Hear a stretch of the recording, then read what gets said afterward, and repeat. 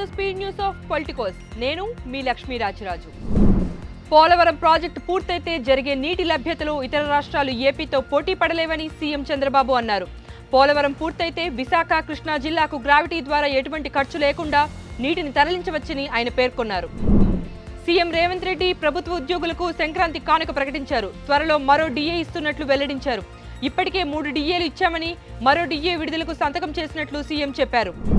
రాబోయే మున్సిపల్ ఎన్నికల్లో బీఆర్ఎస్ కు గుండు సున్నా తప్పదని మంత్రి కోమటిరెడ్డి వెంకటరెడ్డి జోస్యం చెప్పారు. ఈ ఎన్నికల్లో కాంగ్రెస్ పార్టీ 90% కంటే ఎక్కువ స్థానాల్లో ఘన విజయం సాధించబోతుందని ధీమా వ్యక్తం చేశారు. జిల్లాల పునర్విభజనపై సీఎం రేవంత్ రెడ్డి కీలక ప్రకటన చేశారు. త్వరలో జిల్లాల పునర్విభజన కోసం రిటైర్డ్ జడ్జి నేతృత్వంలో కమిటీ ఏర్పాటు చేయనున్నట్లు తెలిపారు. బీఆర్ఎస్ హయాంలో పెట్టిన పరిశ్రమలకు ఇప్పుడు కాంగ్రెస్ సీఎం మరియు మంత్రులు రిబ్బన్లు కట్ చేస్తున్నారని మాజీ మంత్రి కేటీఆర్ విమర్శించారు.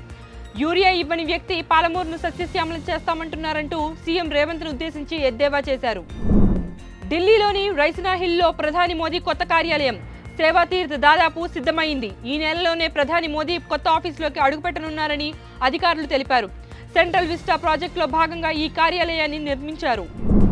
ఇరాన్లో ప్రభుత్వానికి వ్యతిరేకంగా జరుగుతున్న నిరసనల్లో ఆందోళనకారులపై సైన్యం కాల్పులు జరిపింది. ఈ కాల్పుల్లో 538 మంది మృతి చెందగా వీరిలో 48 మంది భద్రతా సిబ్బంది ఉన్నారు. దర్శకుడు అనిల్ రావిపూడి తన కెరీర్ ప్రారంభం నుండి ఒక్క ఫ్లాప్ కూడా లేకుండా వరుస విజయాలు సాధిస్తున్నారు. బాక్సాఫీస్ వద్ద 100% సక్సెస్ రేట్తో దూసుకుపోతున్నారు. పటాస్ నుండి మెగాస్టార్ చిరంజీవి నటించిన మనశంకర్ వరప్రసాద్ గారి వరకు ఆయన వరుసగా 9 విజయాన్ని అందుకున్నారు.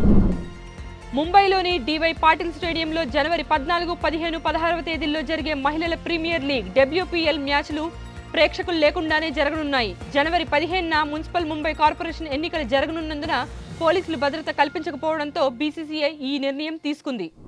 ఇవి పొలిటికోస్ నుంచి ఇప్పటిదాకా వచ్చిన అప్డేట్స్. మరికొన్ని అప్డేట్స్ కోసం చూస్తూనే ఉండండి Politicos. Please subscribe to the channel and download the Politicos app from the links in the description.